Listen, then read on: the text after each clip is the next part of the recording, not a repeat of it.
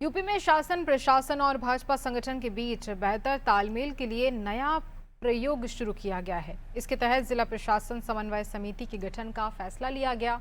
इस समिति की बैठक हर महीने प्रभारी मंत्री की अध्यक्षता में होगी, जिसमें अधिकारियों के साथ भाजपा के जिला और महानगर अध्यक्ष भी शामिल होंगे।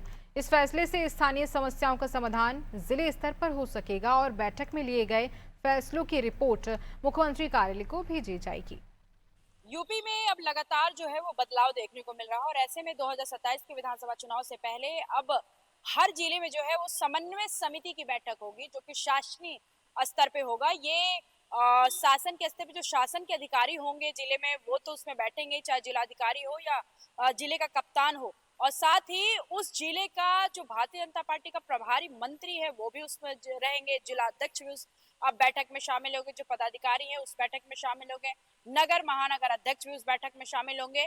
इस बैठक का उद्देश्य जो है वो इसलिए बनाया गया है ताकि शासन और जो संगठन के लोग हैं ये बैठ सकें, ताकि जो जनता के मुद्दे हैं उस पर समन्वय स्थापित किया जा सके और शासन और संगठन के बीच में भी समन्वय स्थापित किया जा सके।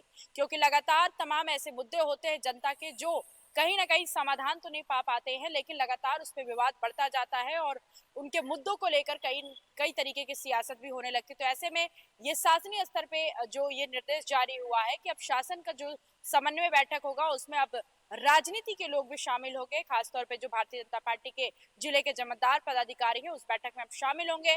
उसमें चाहे सड़क का मुद्दा हो, बिजली का मुद्दा हो, पानी का मुद्दा हो या स्थानीय विवाद का मुद्दा हो, इन तमाम मुद्दों पे वहां पे बातचीत किया जाएगा और इन मुद्दों को समाधान जो करना है उसका भी 7 दिन का समय जो है रखा गया है। इस 7 दिन में ही इस मुद्दे का समाधान भी करना होगा। हालांकि मुद्दे का चयन करने और विषय का चयन करना जब होगा, उससे पहले जिला कोर कमेटी की बैठक होगी जिसमें विषय का चयन होगा।